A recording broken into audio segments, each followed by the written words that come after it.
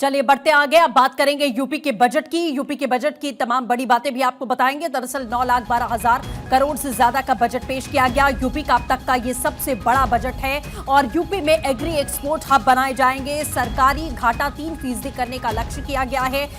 महिला गन्ना किसानों को पर्ची में लाभ मिलेगा। यूपी में दवाओं के दाम कम होंगे और हर साल 1 लाख सूक्ष्म उद्योग की स्थापना का लक्ष्य भी यहां पर रखा गया है। साथ ही यूपी में महिला सशक्तिकरण पर पूरा फोकस यहां पर किया गया है और यूपी में प्रति व्यक्ति आय बढ़ाने पर भी फोकस किया जा रहा है। इस वक्त की बड़ी जानकारी सुनील कौशिक जी इस समय वरिष्ठ पत्रकार हमारे साथ में जुड़ चुके हैं, उनका रुख करते हैं। सुनील जी, ये बजट अब तक का यूपी का सबसे बड़ा बजट हम देख रहे हैं और उसमें सबसे ज्यादा फोकस अगर महिलाओं की बात करें, युवाओं की बात करें और रोजगार की बात करें, इस पर किया गया है। किस तरीके से इस बार के बजट को आप देख रहे हैं?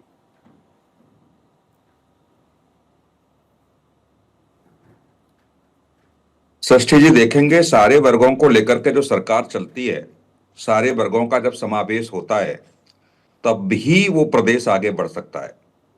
और आज बजट में प्रेस कॉन्फ्रेंस के माध्यम से और जो बजट में वित्त मंत्री जी ने चर्चा की जी। और तमाम विभिन्न क्षेत्रों में 2017-18 की तुलना करते हुए आज के बजट में तमाम ऐसे आंकड़े रखे, निश्चित तौर से यदि बुद्धिजीवी देखेंगे, समझेंगे या प्रदेश का कोई भी समझदार व्यक्ति उन आंकड़ों को देखेगा, समझेगा तो निश्चित तौर से ये पाएगा कि पिछले 10 साल में हमारा प्रदेश कहां से कहां पहुंचा है।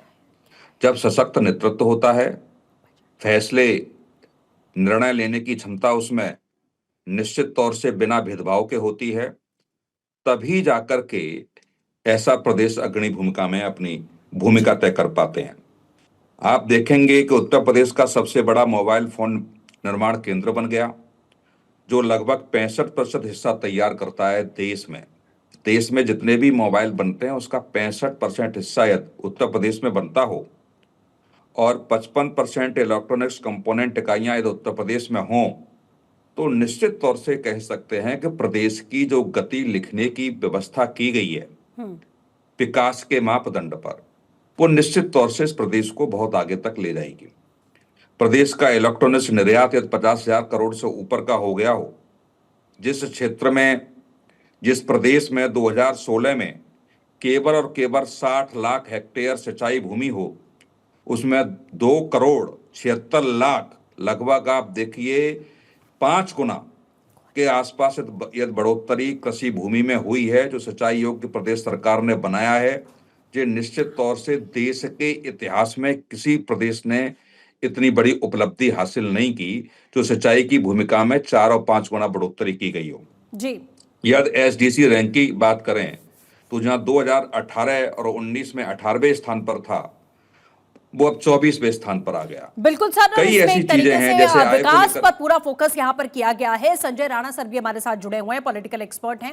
राणा सर, जिस तरीके से पूरा बजट हम देख रहे हैं कि सबसे बड़ा बजट अब तक का बताया जा रहा है, 27 में चुनाव है, उससे जोड़कर भी देखा जा रहा है। महिलाओं के विवाह की बात करें या फिर टैबलेट्स बांटने की बात करें, छात्रों को, युवाओं को सबसे ज्यादा फोकस में रखा गया है। अस्पताल बनाने की बात यहाँ कही गई है, यानी कि बेसिक जो चीजें हैं उसे आगे कैसे बढ़ाया जाए, इस पर फोकस किया गया। लेकिन इसे चुनाव से जोड़कर क्या देखा जा सकता है? नहीं, मुझे नहीं लगता इसको चुनाव से जोड़ करके देखना चाहिए, क्योंकि चुनाव होते रहते हैं। चुनाव देखिए, पिछले साल लोकसभा के चुनाव हुए थे, अगले साल विधानसभा के चुनाव हो गए, लेकिन क्या 2017 के बाद से चुनाव हुए या 2017 के बाद से बदलाव नहीं हुए? तो आप देखिए, बजट जो उस समय था 3.47 लाख करोड़ का था, आज अगर उसकी बात की जाए 9.12 लाख करोड़ है। अगर पिछले साल से तुलना की जाए तो 12% की वृद्धि है। देखिए क्या होता है कि स्टेट जो था, आज से आजादी की अगर तुलना की जाए और आज की तुलना की जाए तो हमारा जो कंट्रीब्यूशन टुवर्ड्स जीडीपी था 14% था उस जमाने में, और घट करके 5-6% पे आ गया। आज हम तीसरे सबसे बड़े स्टेट हैं। और किसके राज में हुआ? सबसे बड़े मोबाइल प्रोड्यूसर है देश में। अगर किसी के पास में मोबाइल है तो समझ लीजिए उत्तर प्रदेश की भागीदारी उसमें 65% है। आप इलेक्ट्रॉनिक्स इक्विपमेंट अगर यूज कर रही हैं या कर रहा है कोई भी व्यक्ति पूरे देश में, तो समझ लीजिए 55% भागीदारी उत्तर प्रदेश की है। चाहे जीडीपी के मामले में देख लीजिए, चाहे इंफ्रास्ट्रक्चर के मामले में देख लीजिए। इंफ्रास्ट्रक्चर के मामले में इंडिया का सबसे बड़ा स्टेट बन चुका है, जहां पे सबसे ज्यादा हाईवेज है, सबसे ज्यादा मेट्रोज है। तो डेवलपमेंट तो बहुत ज्यादा हुआ है। और कहीं ना कहीं युवाओं की जो आपने बात की है, देखिए 3 मुद्दे महत्वपूर्ण होते हैं। एक तो होता है रोजगार, दूसरा होता है हेल्थ और तीसरा होता है कि आपकी महिला सुरक्षा। तो महिला सुरक्षा पे इसलिए बात नहीं करेंगे, सबको पता है, मुझे बताने की जरूरत नहीं है। लेकिन जिस तरह से हेल्थ इंफ्रास्ट्रक्चर पे काम कर रही है जी गवर्नमेंट, और जिस तरह से इन्वेस्टमेंट की बात हो, एजुकेशन की बात हो, 11% से 12% का बढ़ोतरी हुआ पिछले बार से, और आप हेल्थ की बात करें तकरीबन 11%, तो कहीं ना कहीं सारे सेगमेंट को लेके चला गया है। और देखिए, रोजगार बहुत इंपॉर्टेंट चीज है। रोजगार आएंगे कैसे? जी रोजगार तभी आते हैं जब आप इंफ्रास्ट्रक्चर डेवलपमेंट कर लेते हो, एक ऐसा प्लेटफॉर्म तैयार कर देते हो जहां पे दिल्ली से बनारस जाने में 12 घंटे लगते हो, कंटेनर को, मैं कार की बात नहीं करूं, कंटेनर को 12 घंटे लग जाते हो, तो ट्रांसपोर्टेशन इजी हो जाता है। तो वो ईज ऑफ बिजनेस जो है। सेकेंड थिंग, स्टार्टअप का जो इकोसिस्टम तैयार किया है योगी आदित्यनाथ की गवर्नमेंट ने, तो सारी चीजें बहुत ही कम महत्वपूर्ण हो जाती है। सारी चीजों का मिलाएंगे तो जी एक स्वर्णिम विकास। देखिए, एक इकोनॉमिक्स में एक टर्म्स होता है जे कर्व। तो जे कर्व क्या होता है? नीचे से ऊपर, ऊपर से बिल्कुल नीचे। सर, जैसा आप कह रहे हैं कि हर अंतिम व्यक्ति तक कैसे पहुंचा जाए, इसकी एक तस्वीर हम देख रहे हैं इस बार के बजट में। और चलिए रुक करते एक बार फिर से यूपी बजट का, क्योंकि उत्तर प्रदेश का अब तक का सबसे बड़ा बजट यहां पर पेश किया गया है। खास मेहमान हमारे साथ में जुड़े हुए हैं। सबसे पहले सुनील कौशिक सर हमारे साथ मौजूद हैं, उनका रुख कर लेते हैं। सर, जिस तरीके से यूपी में साफ तौर पर देखा जा रहा है कि जो बुनियादी ढांचे हैं उसे और ज्यादा मजबूत करने की कोशिश यहां पर की जा रही है, और जैसा सीएम योगी का भी बयान भी आ गया है कि बीमारू राज्य की छवि पूरी तरीके से बदली है। कई सिटी इकोनॉमिक जोन यहां बनाए गए हैं। यूपी में नया डेटा सेंटर बन रहा है, एआई को लेकर बात की जा रही है, महिलाओं को कैसे सशक्त बनाया जाए इसकी बात हो रही है। साथ ही स्वास्थ्य की अगर बात करें तो कहीं ना कहीं एक लचर व्यवस्था हुआ करती थी, लेकिन 14 नए मेडिकल कॉलेज बनाने का ऐलान कर दिया गया है, जिसके लिए 1000 करोड़ से ज्यादा का आवंटन किया है सरकार ने। कैसे देख रहे हैं आप?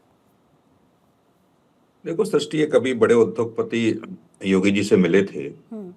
देश के जाने माने उद्योगपति हैं और वो पश्चिम से, मेरठ से आते थे। उन्होंने उत्तर प्रदेश को छोड़ दिया, और इसलिए छोड़ा सुरक्षा कारणों से। चाहे वो शिक्षा का मामला हो, चाहे हेल्थ का मामला हो, चाहे व्यवसायियों का मामला हो। यदि व्यक्ति सुरक्षित नहीं होगा तो निश्चित तौर से उस प्रदेश का विकास हो ही नहीं सकता। हर व्यक्ति सबसे पहले अपने आप को सुरक्षित करना चाहता है। योगी जी की सरकार के बाद ये बिल्कुल गारंटी के साथ कहा जा सकता है कि अब सुरक्षित व्यवस्था इतनी बढ़िया कर दी गई है कि व्यक्ति को रात में भी आने जाने में अब कोई दिक्कत नहीं होती। इस प्रदेश में हमने कई सरकारों को रहते हुए देखा है कि हफ्ता वसूली होती थी, किडनैप कर लिए जाते थे।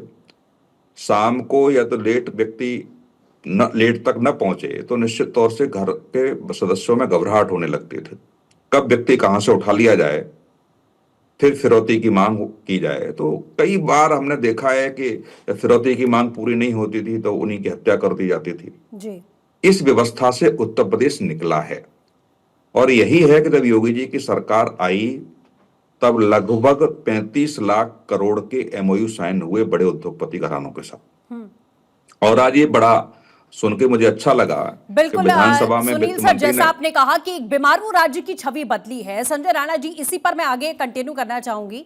जो सुनील जी ने भी कहा, सीएम का भी बयान आया है अभी कि एक बीमारू राज्य की छवि हुआ करती थी उत्तर प्रदेश की। लोग आने से डरते थे, इन्वेस्टमेंट करने से डरते थे, रात के अंधेरे में लड़कियां बाहर निकलने से डरती थी। ये सब कुछ एक तरीके से बदला है, और आज उसी का असर हम देख रहे हैं कि यूपी की छवि पूरी तरीके से बदल गई है। इस बजट, ये जो बजट है वो और उत्तर प्रदेश को कैसे अग्रसर करेगा? देखिए, ऐसा है कि उत्तर प्रदेश की बात की जाए, रात में बात की जाए, तो मैं अपनी बात करता हूँ, लड़कियों की तो बात ही नहीं करता हूँ। मैं नोएडा से, ग्रेटर नोएडा जब बॉम्बे से नहीं आया तो डर लग रहा था जाने में। ये बता रहा हूँ 2013 की बात है। सोचिए 2013 में आदमी नोएडा से ग्रेटर नोएडा जाने में डरता था कि रात में कहीं लुट ना जाए। लेकिन आज व्यवस्था देख ली, रात को 4 बजे हो चाहे दिन के 4 बजे हो, कोई फर्क नहीं पड़ता। और जहां तक बात हो रही है डेवलपमेंट की, देखिए बार बार उत्तर प्रदेश को हमेशा एक प्रोजेक्ट किया जाता है कि यहाँ पे बुलडोजर या धार्मिक चीजें होती हैं, मंदिर मस्जिद की बात होती है, ऐसा नहीं है।